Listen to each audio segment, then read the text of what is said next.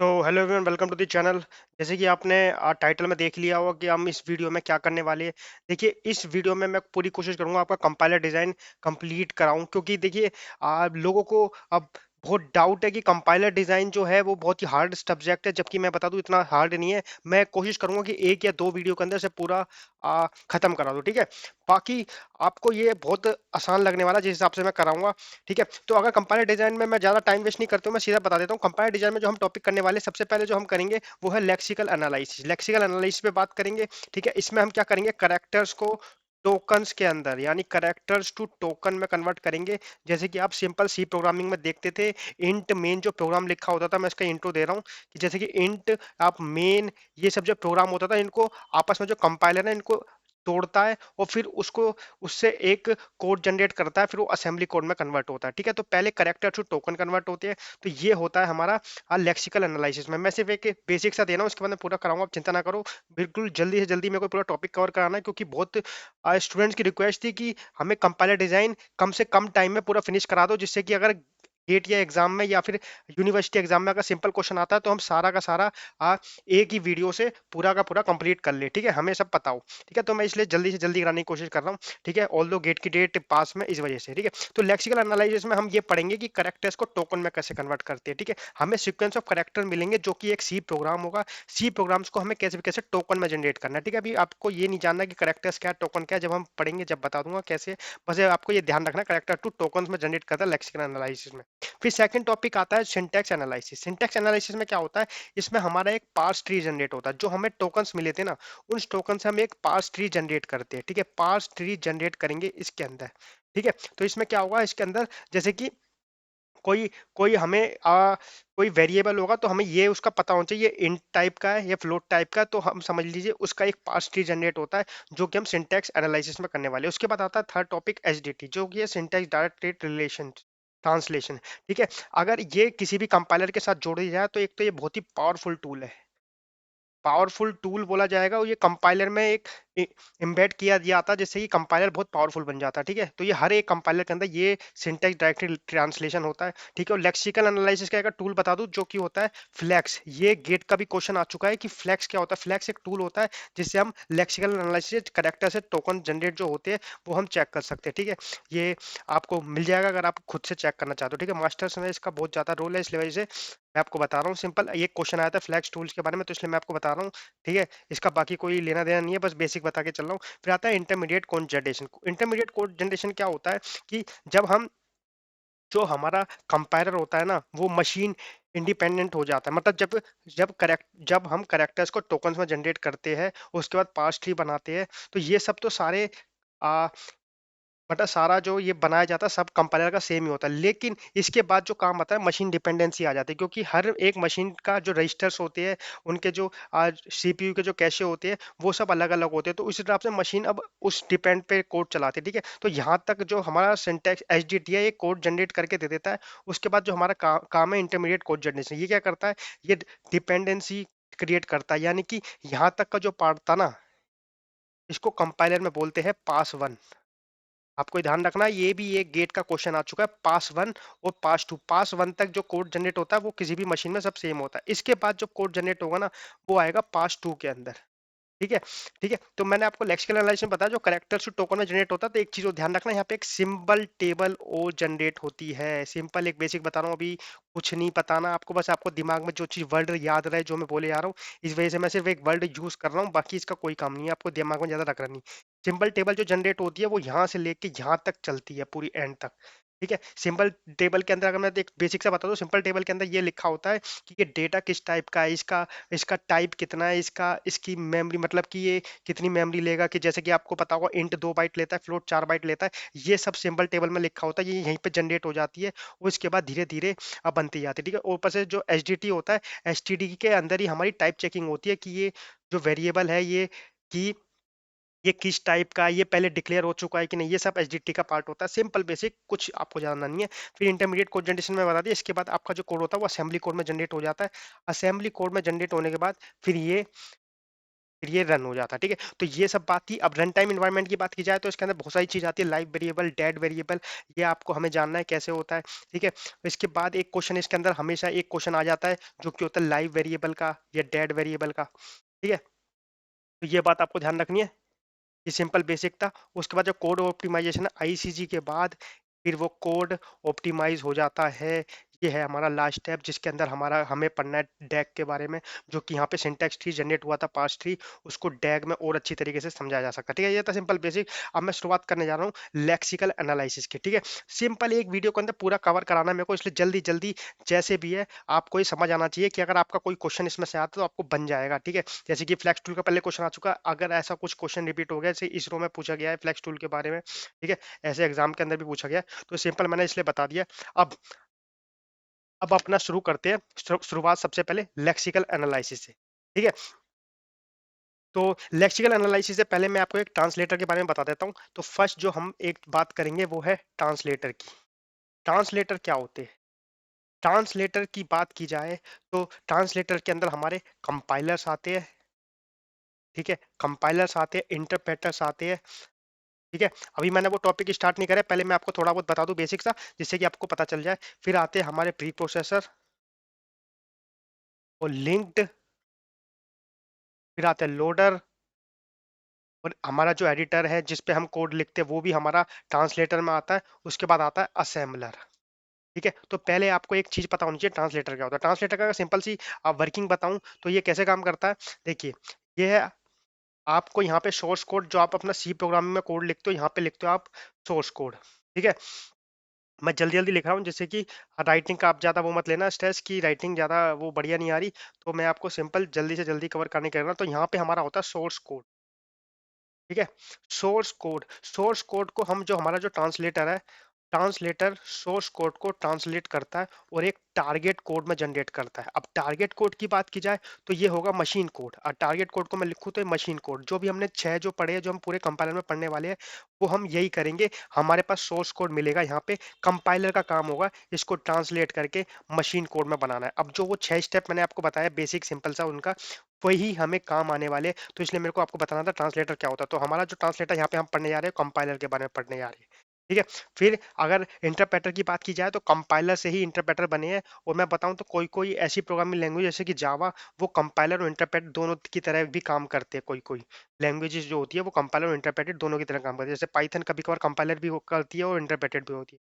आपने सुना होगा इंटरप्रेटेड लैंग्वेज है पाइथन जावा, लेकिन ये दोनों तरीके से बिहेव करती है, ठीक है। तो सिंपल सा मेरे को आपको बताना ट्रांसलेटर क्या होता है। तो हम जो ट्रांसलेटर पढ़ने जा रहे हैं वो कंपाइलर के बारे में पढ़ने जा रहे हैं, ठीक है। तो अब शुरुआत करते हैं कंपाइलर से। सेकंड जो कि टॉपिक है, हाँ, वो है कंपाइलर। तो अभी मैं आपको बताता हूँ कंपाइलर क्या होता है, ठीक है। आपको मैंने बता दिया हमारा जो ये कंपाइलर हम इसलिए पढ़ने आ रहे हैं क्योंकि ट्रांसलेटर में जो हमारा एक टॉपिक है वो सिर्फ कंपाइलर है। तो कंपाइलर क्या का सिंपल सी डेफिनेशन बताऊं तो इसका सिंपल ये है, इट इज प्रोग्राम विच, देखो मेरे को बहुत जल्दी ये कवर कराना है क्योंकि आपके पास टाइम नहीं है, मेरे को पता है। और मेरे को एक वीडियो के अंदर ज्यादा से ज्यादा टॉपिक कवर करना है। It is program which translate source program into target program, ठीक है। अब ये 1 मार्क्स का क्वेश्चन या 2 मार्क्स का क्वेश्चन आ सकता है गेट के अंदर भी, और आपका यूनिवर्सिटी एग्जाम के अंदर भी, जैसे भी आपको देखना है, ठीक है। तो ये है लो लेवल लैंग्वेज, ये एलएल का मतलब है लो लेवल लैंग्वेज, यानी कि असेंबली लैंग्वेज, ठीक है। तो इसके अंदर सबसे पहले अगर मैं रोल की बात की जाए तो मैं आपको सिंपल सा एक वो बता के चल रहा हूँ कि देखिए यहाँ पे आपका आता है सी का कोड, ठीक है, सी। फिर यहाँ पे आते हैं आपके 3 पड़ाव। 3 पड़ाव देखा जाए तो यहाँ पे मैं एक बता देता हूँ, ये फर्स्ट पड़ाव है, उसके बाद ये सेकंड पड़ाव,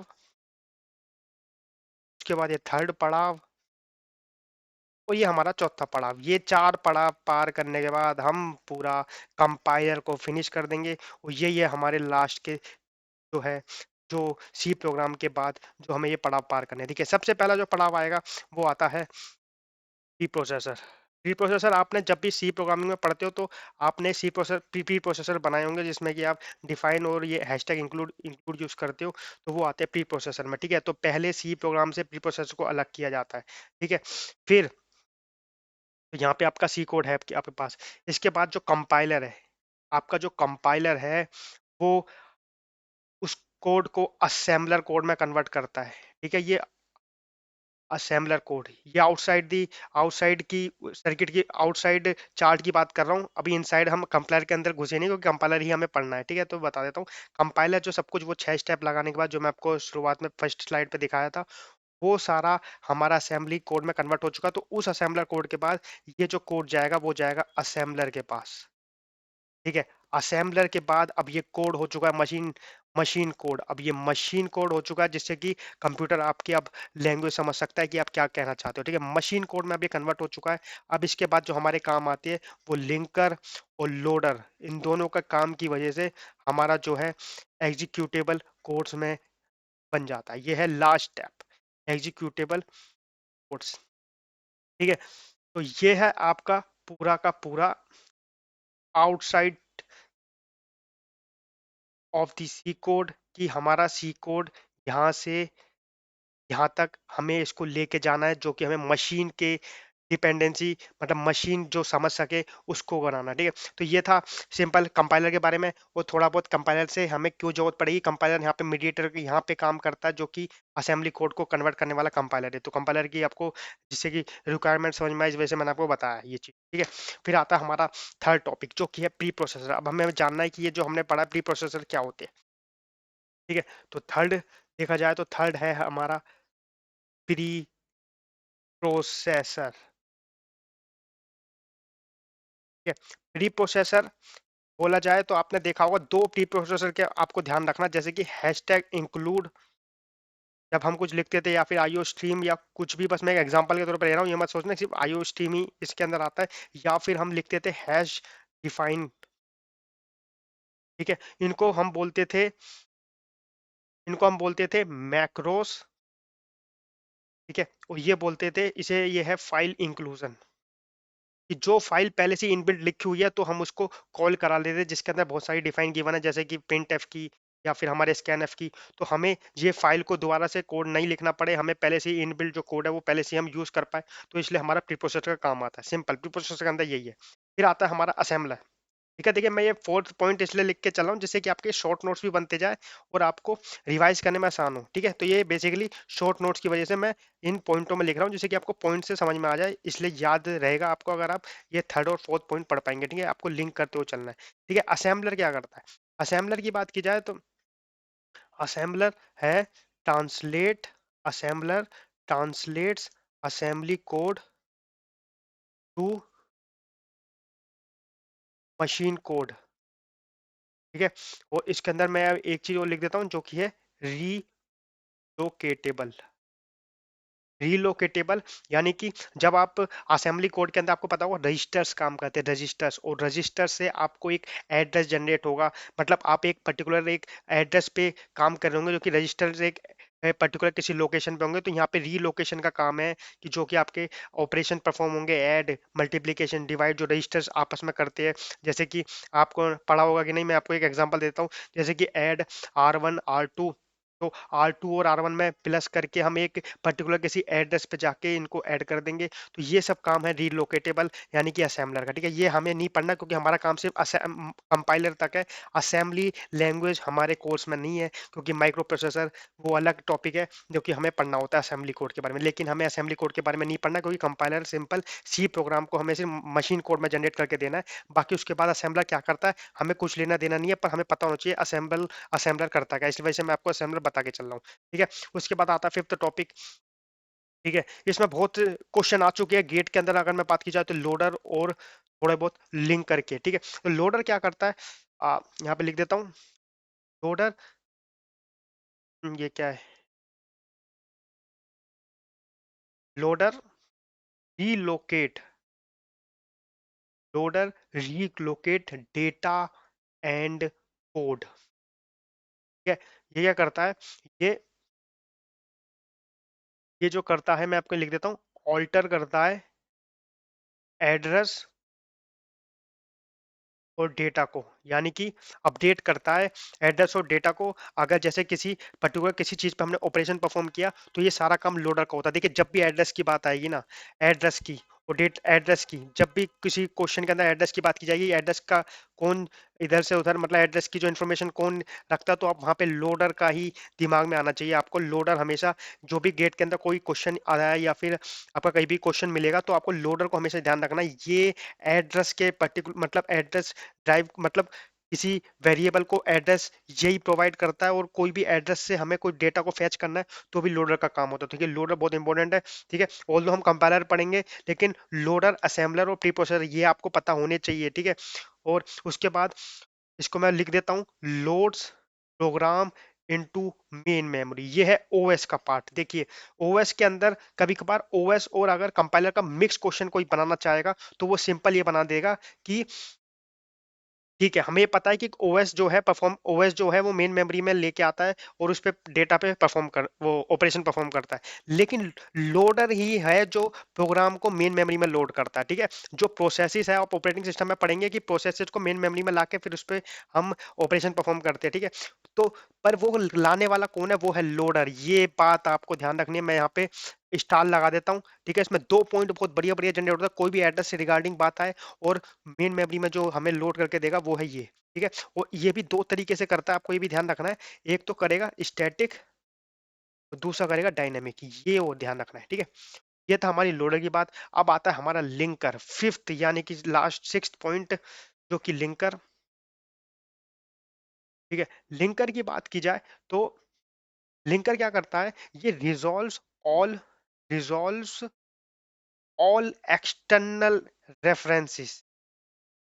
जो अभी हमने जो शुरू में जो ये प्री प्रोसेसर थी, जो ये फाइल थी, इनको पहले हम जब कोड में कन्वर्ट करते हैं तो पहले इन फाइल को अलग कर देते हैं। ठीक है, बाद में ये लिंकर ही है, जो लिंकर का रोल ये होता है कि इन वापस जो फाइल्स को हमने इंक्लूड किया है, जैसे कि हम प्रिंटफ यूज कर रहे हैं, तो फिर ये बताएगा कि ये फाइल उन्होंने पहले इंक्लूड करी है। अब ये लिंकर उन फाइल को लिंक करना शुरू करेगा। ठीक है, रेफरेंसेस जिसके अंदर फाइल्स आते हैं, वेरिएबल्स आते हैं, और आपके एक्सटर्नल, ठीक है, या फिर स्टैटिक और डायनेमिक वेरिएबल, जो कि स्टैटिक एंड डायनेमिक, ये जो सारे लिंक करेगा ना, कि आपने कोई किसी चीज को डिक्लेयर नहीं किया है, वो किसी की फाइल में इंक्लूडेड है, तो ये सारा काम लिंकर का होगा। देखिए, बेसिकली आपको पढ़ना कंपाइलर है, लेकिन ये सब के बारे में पता होना चाहिए। ठीक है, और इसमें स्टेप्स में अगर बात की जाए तो आई होप आपको इसके नीचे का दिख रहा हूँ, मैं आपको यहाँ पे बना के बता देता हूँ। तो सबसे पहले हमारा लेक्सिकल एनालिसिस आता है, केम इनटू द पिक्चर। उसके बाद सेकंड हमारा आता है सिंटैक्स एनालिसिस। उसके बाद फिर आता है सिमेंटिक एनालिसिस, सिमेंटिक एनालिसिस। ठीक है, सिमेंटिक एनालिसिस, ये सिंटैक्स है, ये सिमेंटिक, आपको ध्यान रखना है। उसके बाद आता है आईसीजी यानी कि इंटरमीडिएट कोड जनरेशन, और लास्ट में आता है कोड जनरेशन। यही है हमारे 1 2 3 4 5 स्टेप्स जो कि हमें कंपाइलर में पढ़ने वाले हैं। ठीक है, ऑल दो यहाँ पे जो आईसीजी है, आईसीजी के बाद यहाँ पे असली, अगर असली की बात की जाए तो यहाँ पे आईसीजी वैसे देखा जाए तो कोड ऑप्टिमाइजेशन में कन्वर्ट होता है, फिर कोड जनरेशन में कन्वर्ट होता है, उसके बाद फिर से कोड ऑप्टिमाइजेशन। मतलब स्टेप वैसे देखा जाए तो 1 2 3 4 5 6 7 स्टेप्स होते हैं, लेकिन हमें ये जानना है सिर्फ 5 स्टेप्स के बारे में। ठीक है, ये 1 2 यानी कि यहाँ लिख देता हूँ 1 2 3 4 5, ये 5 स्टेप्स के बारे में हमें जानना है। ठीक है, अगर असली में देखा जाए तो ये 4 के बाद 5 ये कोड ऑप्टिमाइजेशन होता है, 6 कोड जनरेशन होता है, 7 कोड, पर ये हमें नहीं पढ़ना, कोई कंपाइलर में सिर्फ हम इन 1 2 3 4 5 इन 5 के बारे में बात करेंगे। ठीक है, आई होप आपको समझ में आ रहा है। ठीक है, अगर आपको समझ में आ रहा है तो आप जरूर इसको लाइक जरूर करना। ठीक है, बाकी अपना भी करना तो डिसलाइक कर देना, अगर मैं इस चीज को और सुधारने की कोशिश करूंगा अगर कुछ में से गलती हो जाती है। ठीक है, फिर 7 पॉइंट आता है सिंबल टेबल। देखिए, मैं बहुत जल्दी जल्दी कर रहा हूँ, मुझे पता है। ठीक है, तो पर मेरा मेन एम है कि आपके एक शॉर्ट नोट्स के हिसाब से आपको ये बन जाए कि आपका अगर कोई कंपाइलर में कुछ चीज आए टॉपिक, तो उसके रिगार्डिंग आप उसको सॉल्व कर पाए, क्योंकि बहुत सारी चीजें हैं पढ़ने की। तो अब लास्ट मोमेंट में आपको पूरा पूरा कंपाइलर खत्म करना है, तो मेरा ये ड्यूटी है कि मैं आपको पूरा कंपाइलर करके दूं। ठीक है, तो ये सिंबल टेबल है। सिंबल टेबल के बारे में अगर थोड़ा बताऊं तो ये है, रुको मैं इसका पेन बदलता हूँ। ठीक है, सिंबल टेबल की बात की जाए तो यह is it is a data structure. ये एक डेटा स्ट्रक्चर है जो क्या करेगा, स्टोर्स करेगा ऑल एट्रीब्यूट्स। एट्रीब्यूट्स यानी कि आप वेरिएबल भी बोल सकते हो। ठीक है, वेरिएबल्स जो हम यूज करते हैं सी प्रोग्रामिंग के अंदर। ठीक है, उन सब की इंफॉर्मेशन ठीक है, इन्फो ऑफ सिंबल्स। ठीक है, तो ये सिंबल टेबल क्या करेगी, जो भी आप, जैसे कि मैं एक एग्जांपल के तौर पे लिख देता हूँ यहाँ पे, जैसे कि आप अगर एक कोई एट्रीब्यूट अगर सी प्रोग्रामिंग में आपने यूज किया है, तो आपको यहाँ पे टाइप भी टाइप पता होगा उसका कि वो इंट है। ये सिंबल टेबल बनाने जा रहा हूँ मैं। ठीक है, एक बेसिक सी सिंबल टेबल है, ऐसी नहीं दिखती, मैं आपको आगे बताऊंगा कैसे दिखती है, पर एक आपको आइडिया लग जाए। ठीक है, ए इसका टाइप ये है। ठीक है, ये ये मेमोरी कितनी लेगा, जैसे कि इंट है तो ये 2 बाइट लेगा, ये सब सिंबल टेबल आपकी बना दी जाएगी। ठीक है, उसके बाद और भी चीज़ है, जैसे कि ठीक है, ये कौन सी नंबर लाइन पे वापस यूज हुआ है, तो यहाँ पे लाइन नंबर भी लिखा होगा, फर्स्ट लाइन पे यूज हुआ था, 5 लाइन पे यूज हुआ था। ये सिंबल टेबल का काम है, जो कि सिंबल टेबल बनती है। ठीक है, तो आपको ज्यादा इसका स्ट्रेस नहीं लेना, सिंबल टेबल कोई बहुत बड़ा कोई वर्ड नहीं है, हुआ नहीं है। ठीक है, सिंपल आपको समझना है कि ये एक वेरिएबल है जिसके बारे में इंफॉर्मेशन रखी जाएगी एक टेबल के अंदर, जिससे कि उसे बोलते हैं सिंबल टेबल। ठीक है, ये था सिंपल बात। ठीक है, और इसके अंदर भी बहुत सारी चीजें, फिर आपको पता ही है कि अगर ये 2 बाइट है तो ये भी मशीन पर डिपेंड करता है कि विंडोज 16 बिट का है कि 32 बिट का है। ठीक है, तो ये हर सिंबल टेबल डिफरेंट होती है, इस वजह से मैंने आपको कहा है, जो पास वन के अंदर जो आएंगे लेक्सिकल, सिंटैक्स, सेमेंटिक, वो अलग डिपेंड, वो मशीन पे डिपेंड नहीं करेंगे, वो कंपाइलर पे डिपेंड करेंगे। ठीक है, बाकी की चीज मशीन डिपेंडेंट हो जाएगी, तो इस वजह से आपको ये ध्यान रखना है। ये ऑपरेटिंग सिस्टम के हिसाब से 2 बाइट 4 बाइट उस हिसाब से देता है। ठीक है, तो यही था। ठीक है, तो पास, फर्स्ट पास की बात की जाए तो मैं लिख देता हूँ। फर्स्ट पास के अंदर आते हैं आपके लेक्सिकल एनालिसिस, फिर आते हैं सिंटैक्स एनालिसिस, फिर आते हैं सेमेंटिक एनालिसिस, फिर आता है आपका आईसीजी। ये है आपका फर्स्ट पार्ट। ठीक है, ऊपर से मैंने आपको बता दिया आईसीजी वैसे आगे जाके दो में और डिवाइड होता है, कोड जनरेशन, कोड ऑप्टिमाइजेशन। तो वो पास टू की बात है, पास वन के अंदर ये है। तो ये सिंबल टेबल पास वन में ही बन दी जाती है, यहीं पे बन जाती है फर्स्ट टाइम। उसके बाद ये अपनी इंफॉर्मेशन ऐड कर करके ये सिंबल टेबल कंप्लीट करते रहते हैं आईसीजी तक। ठीक है, फर्स्ट पास करने के बाद सेकंड पास में भी ऐसा नहीं है कि यूज नहीं होती, सेकंड पास में भी ये टेबल वापस यूज होती है अपनी इंफॉर्मेशन ऐड करते करते। ठीक है, तो ये था आप बिल्कुल बेसिक, जो कि 7 पॉइंट मैंने आपको बता दिए क्या क्या है आपको ध्यान रखना है। अब मैं शुरुआत कर रहा हूँ फर्स्ट टॉपिक की। ठीक है, अब फर्स्ट टॉपिक शुरुआत होने वाला है। देखिए, अभी तक जो आपको समझ में आया नहीं आया वो कोई बात नहीं, लेकिन यहाँ से अब आपको समझ में आना चाहिए, क्योंकि यही हमारा इंपॉर्टेंट टॉपिक है। ठीक है, तो फर्स्ट आता है हमारा लेक्सिकल एनालिसिस। अब लेक्सिकल एनालिसिस क्या होता है, सबसे पहले इसका एक क्वेश्चन आता है अगर गेट के एग्जाम में, बहुत ही सिंपल क्वेश्चन होता है, आप आराम से कर सकते हो। ठीक है, तो इसकी बात की जाए तो ये है सी कोड। सी कोड, तो ये बीच में आती है सी कोड, और ये बीच में आती है, और ये कुछ जनरेट करती है। अभी क्या करती है अभी हम देखेंगे। ठीक है, तो ये सी कोड है, ये लेक्सिकल एनालिसिस अपना काम करेगा। ठीक है, और इन लेक्सिकल एनालिसिस अपने काम करने के बाद क्या कुछ जनरेट करने वाला है, क्या जनरेट करने वाला है, एक सीक्वेंस ऑफ टोकन्स जनरेट करने वाला है, सीक्वेंस ऑफ टोकन्स। ठीक है, और इनको बोला जाता है टोकन स्ट्रीम। ठीक है, स्ट्रीम का मतलब अगर आपको सिंपल इंग्लिश में अगर आपको समझ में नहीं आया स्ट्रीम क्या होता है, तो आपको पता होगा पानी, पानी होता है वो, उसको हम बोलते हैं पानी की स्ट्रीम।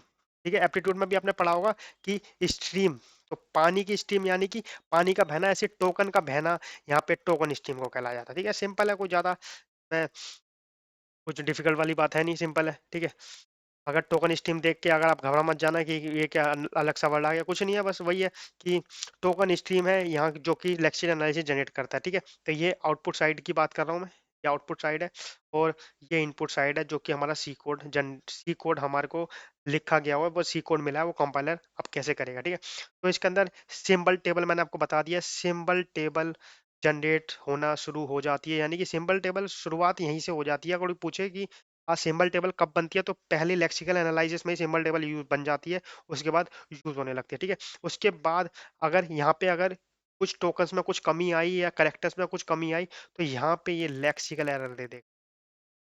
ठीक है, ये चीज आपको ध्यान रखनी है, लेक्सिकल एरर और सिंबल टेबल के बारे में। ठीक है, ये था लेक्सिकल एनालिसिस, आई होप आपको समझ में आया होगा। ठीक है, अब इसकी डेफिनेशन की बात की जाए तो मैं यहाँ पे डेफिनेशन लिख देता हूँ। सिंबल टेबल क्या, लेक्सिकल एनालिसिस की अगर डेफिनेशन देखूँ तो ये होगी, lexical analysis is a program takes high level code, यानी कि C code, and it recognizes tokens. Tokens को अगर कंपाइलर में बोला जाता है लेक्सिम्स, ये बात ध्यान रखना। टोकन्स को लेक्सिम्स लिख बोला जाता है, ये टोकन्स है, ठीक है।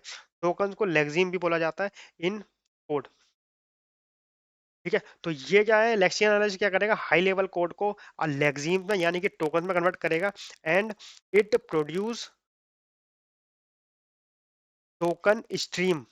इट प्रोड्यूस टोकन स्ट्रीम, मैंने ऊपर बताया टोकन स्ट्रीम जनरेट होगी as output, and it also produce lexical error. क्योंकि मैंने इस डायग्राम में सब कुछ बता दिया है, वही चीज मैं आपको लिख के बता रहा हूँ, जिससे कि डायग्राम से जल्दी समझ में आता है, इसलिए मैंने आपको एक डायग्राम सा बना के बताया आपको, जिससे कि आपके पिक्चर दिमाग में रहे, ठीक है। लेक्सिकल एरर इफ एनी, ठीक है, हमेशा लेक्सिकल एरर जनरेट नहीं करेगा, अगर होंगे तभी जनरेट करेगा, ठीक है।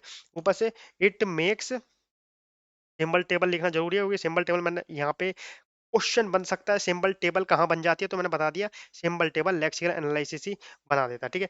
It makes an entry into symbol table for identifier. ये था सिंपल लेक्सिकल एनालिसिस और उसके बारे में, ठीक है। अब ये हो गई डेफिनेशन की बात, अब मैं इसकी थोड़ी फंक्शनैलिटी बता देता हूँ, ठीक है।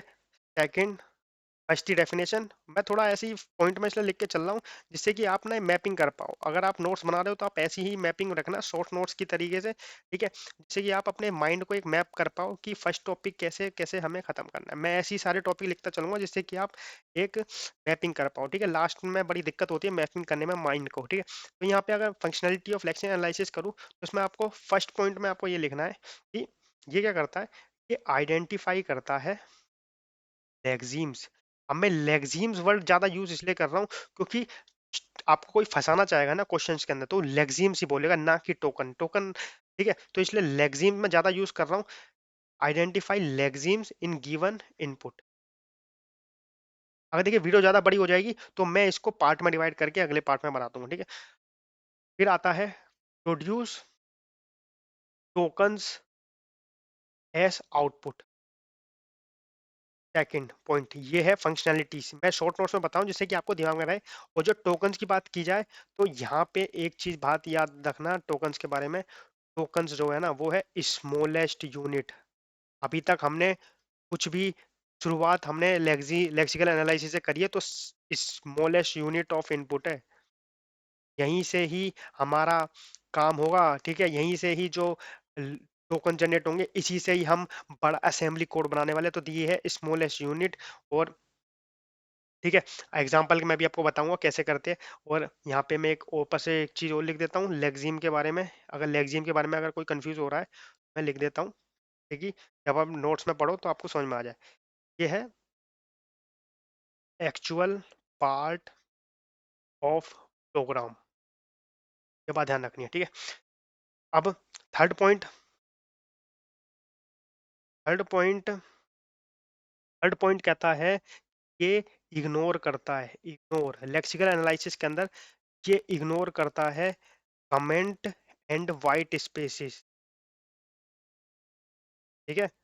एग्जाम्पल के तौर पे अगर मैंने यहाँ पे इंट एक्स ऐसे लिखता हूँ, यहाँ पे ये गैप छोड़ देता हूँ, तो ये इसको काउंट ही नहीं करेगा, इसको ये मानता ही नहीं, ठीक है। और सेकंड एग्जाम्पल, अगर मैंने यहाँ पे ऐसे करके यहाँ पे लिख दिया, यहाँ पे मैंने लिख दिया जैसे कि प्रोग्राम, या फिर मैंने इंट मेन ही लिख दिया, तो इसे नहीं पता इंट मेन क्या लिखा है, क्योंकि मैंने यहाँ पे कमेंट में इसको बंद कर दिया। तो ये क्या करेगा, ये इसको देखेगा, और इसको देखेगा, इसको और इसको ही समझ जाएगा ये कमेंट है, वो कह देगा इग्नोर, इसको हमें नहीं जानना, ठीक है, इसको काउंट ही नहीं करेगा, ठीक है। तो ये चीज है, वाइट स्पेसिस और कमेंट को इग्नोर करता है।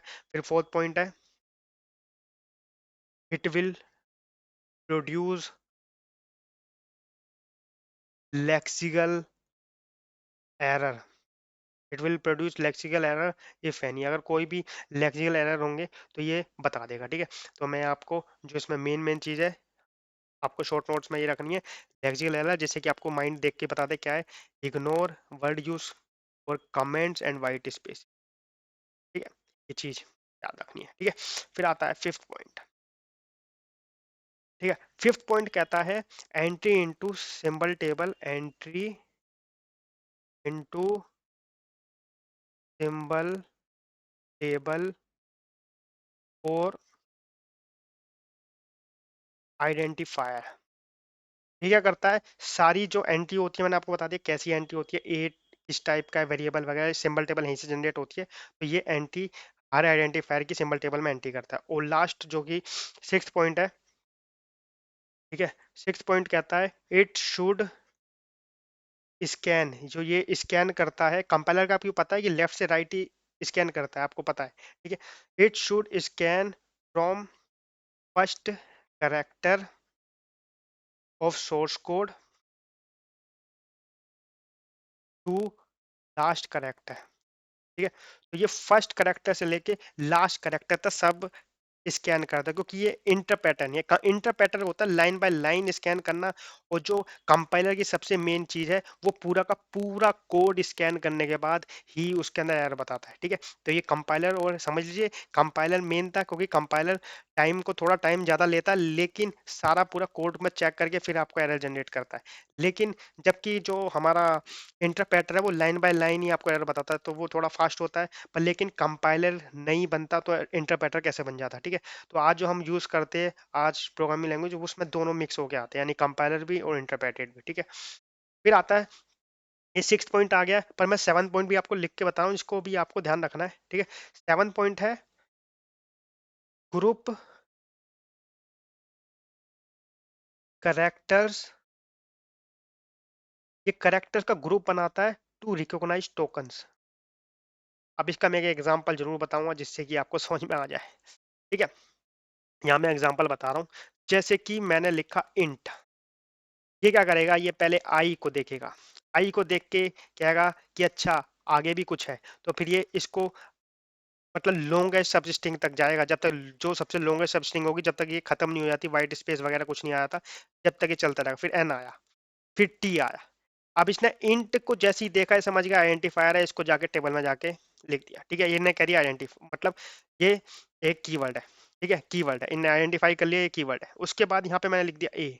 अब जैसे ए लिखा, इसके बाद जैसे इसने व्हाइट स्पेस देखा है समझ गया ये एक अगला अगला टोकन है, ठीक है, ये एक टोकन है। तो यानी कि ये करेक्टर्स थे, अब करेक्टर्स का जो ग्रुप बना के इसने टोकन इसको आइडेंटिफाई करा, ये है लेक्सिकल एनालिसिस का काम, ठीक है। अब ये सब मैंने आपको फंक्शनैलिटी बताई लेक्सिकल एनालिसिस की, आपको ये सातों की सातों पॉइंट आपको दिमाग में याद रखने, क्योंकि इनसे कुछ भी क्वेश्चन बन सकता है, ठीक है। अब हम टोकन्स के बारे में थोड़ा बात कर लिया, जैसे कि अब टोकन्स ही है जो मेन हमारा इसके अंदर क्वेश्चन आते हैं टोकन्स के ही। तो टोकन की बात की जाए तो यहाँ पे मैं लिख देता हूँ टोकन। अब हम जो पढ़ेंगे वो जो क्वेश्चन आते हैं उस हिसाब से बताता हूँ। ईच टोकन रिप्रेजेंट्स, ठीक है, आपको अगर ये पीडीएफ चाहिए तो आप ये पीडीएफ भी ले सकते हो, ठीक है। और अगर नोट्स भी चाहिए हैंड रिटन तो मैं हैंड रिटन नोट्स भी प्रोवाइड करा दूंगा, ठीक है। It each token represents lexemes, ठीक है, and internal representation of lexemes.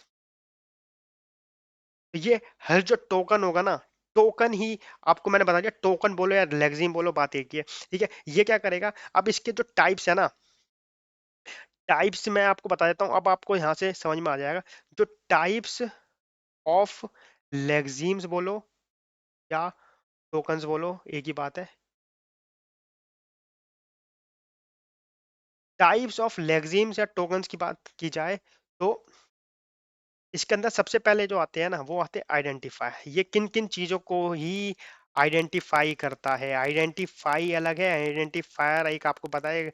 Identifier क्या होता है, आइडेंटिफाई यानी कि वेरिएबल, और आइडेंटिफाई यानी कि इसको आइडेंटिफाई कैसे करता है, ठीक है। ये अलग अलग वर्ड है, आप इसमें कंफ्यूज मत होना, ठीक है। तो फर्स्ट जो आता है आइडेंटिफायर, सेकंड जो आता है कीवर्ड्स, कीवर्ड्स, ठीक है, कीवर्ड्स को भी आइडेंटिफाई कर लेता है। अब ये नहीं पता होगा तो इसको की टाइप क्या है, मतलब किसी किसी वेरिएबल को हमने खाली ए लिख के बोल दिया है जैसे कि किसी प्रोग्राम के अंदर हमने a इक्वल टू लिख दिया है a इक्वल टू 10 और यहाँ पे इंट विंट लिखना भूल गया, ये गलती से हम लिखना भूल गए, तो ये a लिखेगा टोकन, इसको भी काउंट कर लेगा और इसको भी काउंट कर लेगा, मतलब 10 को एक साथ, ठीक है। और एक सेमीकोलन को काउंट कर लेगा। पर अगर इंट नहीं लिखा है ना तो ये कोई एरर जनरेट नहीं करेगा, ये कहेगा कि भाई इंट वाली बात हमारे आगे जो हमारे जो फादर साहब आएंगे वही बताएंगे, यानी कि इसका जो फादर साहब है वो है सिमेंटिक एनालिसिस। आपको ध्यान रखना, सिमेंटिक एनालिसिस टाइप के बारे में बात करता है, इसको टाइप से कोई मतलब नहीं, आपने इसके आगे इंट लिखा है, फ्लोट लिखा है, कुछ लिखा है कि नहीं, बस ये क्या करेगा, इसको टोकन मानता है, इसको बस टोकन मानने से मतलब है, ये इतना दिमाग नहीं लगाता कि वो टाइप डिक्लेयर हुआ है कि नहीं उसका। तो ये सब आपको ध्यान रखना, लेक्सिकल एनालिसिस का काम है सिंपल उसको टोकन की तरह काउंट कर देना, ठीक है। फिर आता है आपका थर्ड पॉइंट। थर्ड जो कि ये जो चेक करता है वो है operators. Operators operators plus minus multiply divide बताऊंगा, एग्जाम्पल पूरा दूंगा, आप इसकी चिंता मत करना कि एग्जाम्पल तो मिल नहीं रहा है हमें कैसे समझ में आएगा, ठीक है, कोई दिक्कत नहीं, अभी आपको सब समझ में आएगा, ठीक है। पहले बस मैं आपको एक सिंपल चीजें लेके चल रहा हूँ कि अगर आप बुक बुक पढ़ो तो आपको भी वो चीज लैंग्वेज समझ में आनी चाहिए, ठीक है। फिर आता है कांस्टेंट और लिटरल्स, कांस्टेंट को भी ये समझ जाता है उसको देख के कि ये कांस्टेंट है कि नहीं, ठीक है। फिफ्थ है हमारा, ये चेक कर लेता है special symbols. Special symbols, special symbols नहीं पता तो आपको बता दूं, ये डॉलर जो कि सेमीकोलन भी आपका स्पेशल सिंबल्स में आएगा, ये ब्रैकेट जो कि हम सी में बहुत यूज करते हैं, ये कर्ली ब्रेसेस, और ये इसका क्लोज ब्रैकेट और ये क्लोज, ये भी इसको चेक करता है जब भी, ठीक है, ये आते हैं इसके अंदर, ठीक है, स्पेशल करेक्टर्स में। अब मैं आपको बताऊंगा कि टोकन्स में जो इंपॉर्टेंट चीज है ना, वो जो आपको ध्यान रखनी है वो मैं आपको बता देता हूँ। आइडेंटिफाई टोकन्स, आइडेंटिफाई टोकन, तो टोकन ये था फर्स्ट, ठीक है, मैंने बताया आपको पॉइंट की तरह याद रखना है सेकंड, और ये थर्ड अब जो मैं बताने जा रहा हूँ आइडेंटिफाई टोकन्स। आइडेंटिफाई टोकन्स में तो जैसे कि एक एग्जांपल के तौर पे आपको एक प्रोग्राम लिख के बता देता हूँ, ठीक है, ये पहले एक एग्जांपल लिख रहा हूँ, इंट मेन एक प्रोग्राम है और प्री प्रोसेसर मैं यूज नहीं कर रहा, ठीक है, इंट मेन, और यहाँ पे मैं एक प्रोग्राम ले रहा हूँ कि इंट ए बी, ये दो वेरिएबल डिक्लेयर करें। फिर अगली लाइन में मैंने लिखा इंट सी, ठीक है ना, और फिर यहाँ पे लिख दिया C equal to A plus B, simple, ठीक है, और यहाँ पे लिख दिया प्रिंट एफ सी, ये सिंपल सा प्रोग्राम है। अब ये टोकन्स को कैसे, मतलब टोकन्स कैसे जनरेट करता है, तो पहले मैं सिंपल एक प्रोग्राम से बताऊं, फिर आपको एक नोट भी बताऊंगा कि आपको क्या क्या ध्यान रखना है टोकन्स में क्या क्या आता है। तो पहले हमारा लेक्सिकल एनालिसिस आएगा यहाँ पे, ठीक है, लेक्सिकल एनालिसिस ना यहाँ पे आया, अब उसने देखा सबसे फर्स्ट आई, तो वो कहेगा आई कुछ नहीं होता, आगे कुछ लिखा है तो चलो आगे चलते हैं। फिर एन के आगे आगे स्पेस नहीं है तो और आगे चले, जब इसको ये मैक्सिमम दिखेगा ना, इसको कह देगा ये है हमारा फर्स्ट टोकन। अब मैंने बता दिया बैक स्पेस को इसे काउंट नहीं करता, पर लेकिन इसे पता होता है वाइट स्पेस के बाद जो आएगा वहां से हमें नया लेना, ठीक है, वाइट स्पेस आ गया, अब इसने नया यहाँ पे देखा एम, एम आया, फिर ए आया, फिर आई आया, फिर एन आया, ये इसने देखा ये है मैक्सिमम, इसको इसने कह दिया सेकंड टोकन। फिर इस ब्रैकेट को मैंने बता दिया आपको, यहाँ पे स्पेशल सिंबल को भी काउंट कर लेता है, ये है थर्ड, ये वाला फोर्थ, ये वाला फिफ्थ, ऐसे ही इसको कर लेगा सिक्स्थ, ये वेरिएबल को सेवंथ, ये कोमा को एट, ये बी को नाइन, और ये सेमीकोलन को टेन।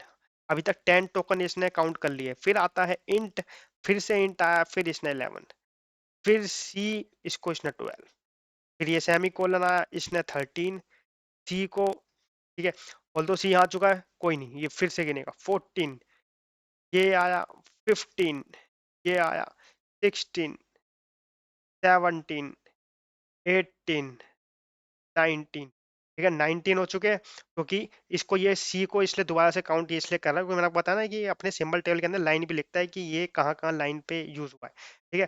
ये 19, अब प्रिंट एफ को इसने पूरे कीवर्ड इसे पता है, कीवर्ड ये काउंट कर लेता है, देखिए यहाँ पे लिखा कीवर्ड, ये मैंने यहाँ पॉइंट में लिखा कीवर्ड, कीवर्ड इसने काउंट कर लिया। अब ये हो गया 20, फिर आ गया 21, फिर सी आया, फिर दोबारा काउंट करा 22, फिर आया 23, और फिर सेमी कोलन 24, फिर आया ये 25, तो इसने लिख के दे दिया टोकन जो है वो है हमारे 25, और लिख के दे देगा नो लेक्सिकल एरर। यानी कि जैसे इसने नो लेक्सिकल एरर बोला ना, तो ये कोड, अब ये टोकन्स जो कि 25 के 25 ये सिंबल टेबल के अंदर आ चुके हैं। ये रही हमारी सिंबल टेबल। सिंबल टेबल ये आगे पास कर दी इसने सिंटैक्स एनालिसिस को। अब सिंटैक्स एनालिसिस क्या करता है वो बात की बात। ठीक है, सिंबल टेबल इसने जनरेट करके दे दी। ये था हमारा लेक्सिकल एनालिसिस का काम। ठीक है, ये ऐसे काउंट करता है। ठीक है, अब मैं आपको मेन चीज बता देता हूँ आपको क्या क्या ध्यान रखना है। ठीक है, इसके अंदर बहुत ज्यादा कंफ्यूजन होती है, तो जल्दी से जल्दी मैं आपको नोट बता के लिख रहा हूँ। ये लेक्सिकल एनालिसिस यहीं पे खत्म हो जाएगा। आपको क्या क्या ध्यान रखना है, पहली चीज। ठीक है, इंट,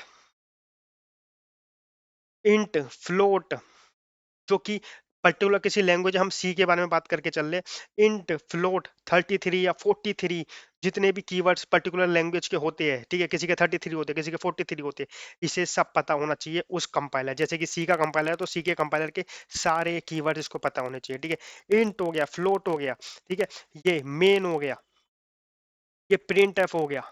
ठीक है, ऑल दो प्रिंट एफ की जो डेफिनेशन है वो लिंकर के बाद होगी, पर इसे पता होगा ये कीवर्ड है। तो ये सब तो आ गए हमारे कीवर्ड में।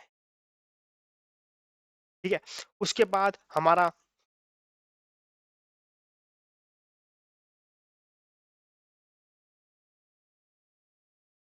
एक मिनट, तो मैं उस प्रोग्राम के हिसाब से बात करूं, मैं उस प्रोग्राम के हिसाब से आपको बता देता हूं। ये रहा, प्रोग्राम के हिसाब से बात की तो ए था, बी था, सी था, और क्या था हमारे पास, और इसके अंदर ठीक है, तो यही सब चीज थी। तो ये इसको इसने टोकन्स ने, मतलब टोकन्स की तरह काउंट कर लिया कि कीवर्ड्स कौन से है और आइडेंटिफायर कौन से है। ठीक है, इसने ये दोनों को काउंट करके हमें टोकन्स गिन लिए। ठीक है, उसके बाद अब आपको मेन चीज मैं आपको बताने वाला हूँ जो आपको ध्यान रखनी है। जो प्लस होगा ना, प्लस, वो है एक टोकन। जो प्लस इक्वल टू है वो भी है एक टोकन। जबकि आप कहोगे कि प्लस और इक्वल टू तो अलग अलग होने चाहिए। ठीक है, पर नहीं, इसे पता है कि प्लस इक्वल टू एक टोकन है। ठीक है, इस हिसाब से इक्वल टू होगा वो एक टोकन होगा। ये चीज मैं नोट में बता रहा हूँ आपको, ये चीज ध्यान रखनी है। ठीक है, उसके बाद मल्टीप्लाई और ऐसे कैर लिखा होगा तो आप कहोगे पॉइंटर है तो पॉइंटर को तो एक ही काउंट करेगा, नहीं, यहाँ पे बोलेगा ये दो टोकन। ठीक है, तो मैं यहाँ पे हाईलाइट भी कर देता हूँ, ये एक टोकन, दूसरा ये टोकन।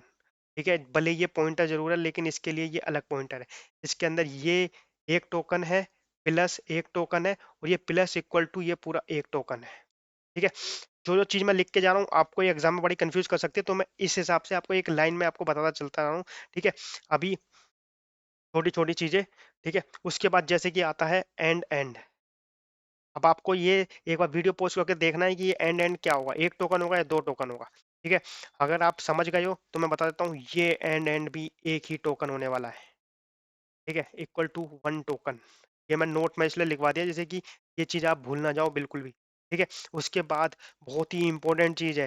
ठीक है, ये कंपैरेटिव हम बहुत ज्यादा यूज करते हैं। ठीक है, कंपैरेटर, जैसे कि ये ये तो हो जाएगा एक टोकन, लेकिन जब मैं इसको यूज करूंगा ना, तो अब भी ये हो जाएगा एक टोकन, ये भी ध्यान रखना है आपको।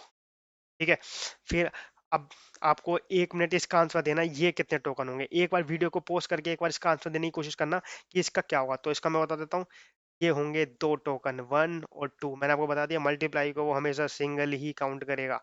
ठीक है, ये है दो टोकन। ठीक है, और equal to plus, plus equal to मैंने बता दिया। अब आपको बताना है इक्वल टू प्लस ये कितने टोकन होगा, आपको एक बार सोचना है। पर मैं आपको इसमें थोड़ा आपको कंफ्यूजन हो सकती है। देखिए, प्लस इक्वल टू तो एक ऑपरेटर होता है, लेकिन इक्वल टू प्लस कुछ नहीं होता। ठीक है, इक्वल टू प्लस नहीं होता है, तो ये इसको करेगा दो टोकन में काउंट, एक और दो। तो इसका आंसर होगा टोकन्स। ठीक है, बहुत आपको ध्यान रखना है, बहुत ज्यादा गलतियां होती है जबकि बहुत आसान टॉपिक है। ठीक है, पर सबसे ज्यादा गलती भी इसके अंदर यही होती है। ठीक है, अगर मैंने यहाँ पे ये दे दिया है इंट प्लस एक्स, तो आपको ये सोच के बताना है कि इसमें ये एरर देगा कि नहीं लेक्सिकल एनालिसिस में।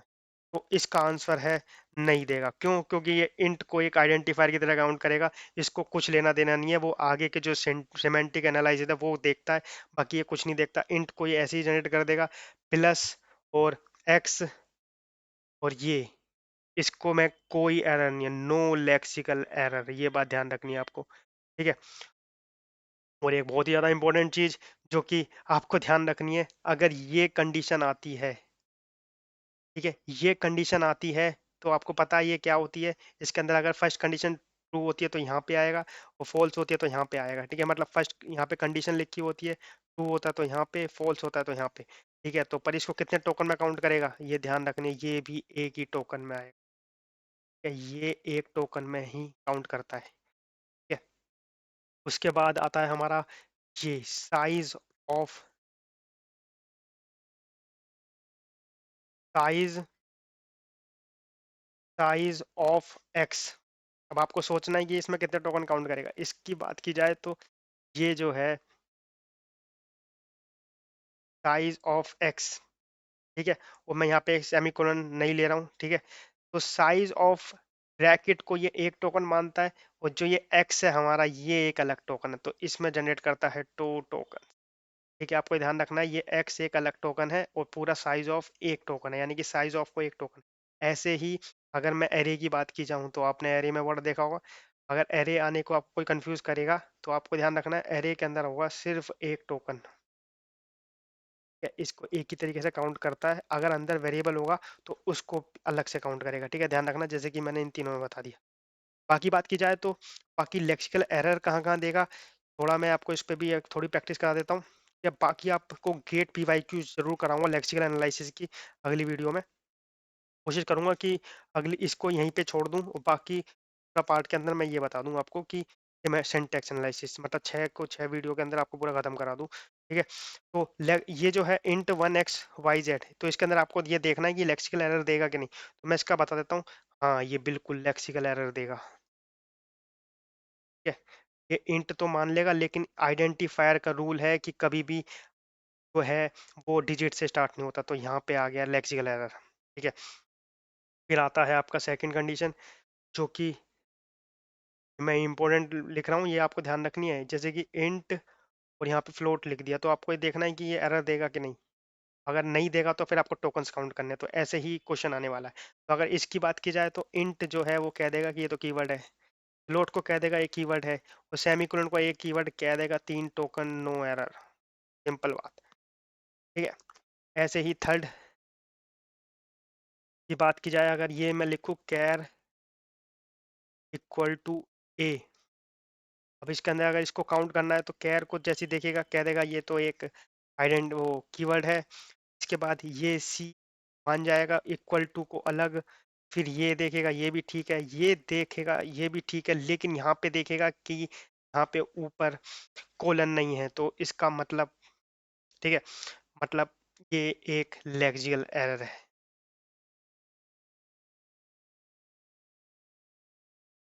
ठीक है, फोर्थ के अंदर अगर प्रोग्राम ये दे रखा है कैर स्टार कमेंट, तो आपको ये बताना है कि इसके अंदर एरर देगा कि नहीं। आपको वीडियो पॉज करके वो आंसर देने की कोशिश करना है। देखिए, ये जो है इस पे तो कोई दिक्कत नहीं है, कीवर्ड है। ठीक है, ये देख लेगा, ये देख लेगा, जैसे ही इनने इस दोनों को देखा, अब इन दोनों का एंड ढूंढेगा, अगर इसको एंड नहीं मिलता तो कोई दिक्कत नहीं। ठीक है, पर जैसे ही इसने इसके बाद इसको देखा और इसको एंड नहीं मिला, फिर ये समझ जाएगा ये कमेंट नहीं है, तो यानी कि एक तरीके से ये हो गया एक लेक्सिकल एरर। क्योंकि इसको लास्ट में ये ढूंढना जरूरी था, क्योंकि ये दोनों कभी भी एक साथ नहीं आ सकते। अगर ये दोनों एक साथ में आए हैं तो ये सोचेगा कि मेरे को ये कमेंट है, और इसको आगे जाके ये चीज नहीं मिलती तो ये कह देगा इलेक्ट्रिकल एरर है। ना तो ये वेरिएबल कभी साथ में तो आ ही नहीं सकते, ये तो इसका रूल इसे पता ही है। ठीक है, तो यही था हमारा लेक्सिकल एनालिसिस की बात। अब मैं एक मेन चीज यहाँ पे लिख देता हूँ जो कि आपको ध्यान रखनी है। Finite automata, finite automata used to identify tokens.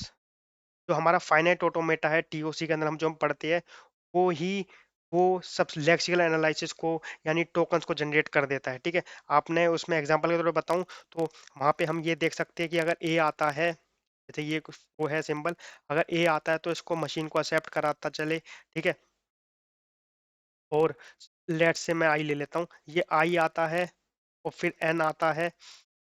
एक मिनट में एक एग्जांपल से ही बता देता हूँ।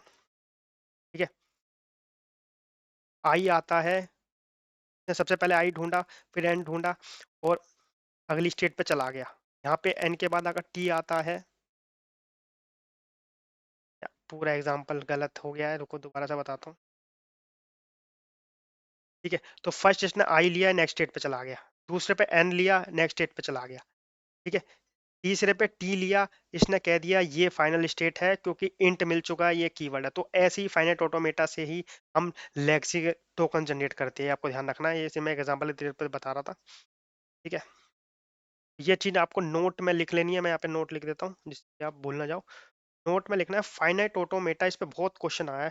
Finite automata use to identify tokens also. इसका मतलब ये नहीं है कि पीडीए पीडीए से टोकन जनरेट नहीं हो सकते। देखिए, फाइनाइट ऑटोमेटा एक छोटी मशीन है, यानी कि फाइनाइट ऑटोमेटा का ये इसके बाद जितनी भी मशीन है वो इससे ज्यादा पावरफुल ही है। तो फाइनाइट ऑटोमेटा अगर ये टोकन जनरेट कर पा रही है तो इसके आगे आने वाली सारी मशीन ही जनरेट कर देगी, चाहे वो पीडीए हो। टूरिंग मशीन तो सबकी ग्रैंडफादर मशीन है, क्योंकि अगर ये फादर है पीडीए तो ये ग्रैंडफादर है। ये तो सभी चीज मतलब कि आज तक ऐसी कोई प्रॉब्लम नहीं है, ट्यूरिंग ने भी कहा था कि आज तक ऐसी कोई प्रॉब्लम नहीं बनी जो ट्यूरिंग मशीन से सॉल्व नहीं हो सकती। ठीक है, तो इससे तो कोई पंगा ले ही नहीं सकता। तो बस ये है कि फाइनाइट ऑटोमेटा से ही हम टोकन जनरेट कर सकते हैं, उसके बाद आने वाली मशीन तो बहुत ही पावरफुल है। ठीक है, तो ये था हमारा लेक्सिकल एनालिसिस। इसके बाद हम सिंटैक्स के बारे में जानेंगे। ऊपर से मैं इसके लेक्सिकल एनालिसिस के गेट के सारे क्वेश्चंस एक वीडियो में कवर करा दूंगा, आपको उसकी दिक्कत नहीं लेनी। ठीक है, आई होप आपको ये वीडियो समझ में आई हो, ज़्यादा बड़ी ना हो, इस वजह से मैं इसको बंद कर रहा हूँ, लेक्सिकल एनालिसिस पे छोड़ रहा हूँ। बाकी सारे टॉपिक मैं कोशिश करूंगा खत्म कर दूँ। ठीक है, तो आपको अच्छी लगी हो तो जरूर इसको लाइक करना, और अगर कुछ हो तो कमेंट में जरूर लिखना, अगर इसको और किसी तरीके से इम्प्रूव हो पाए तो। ठीक है।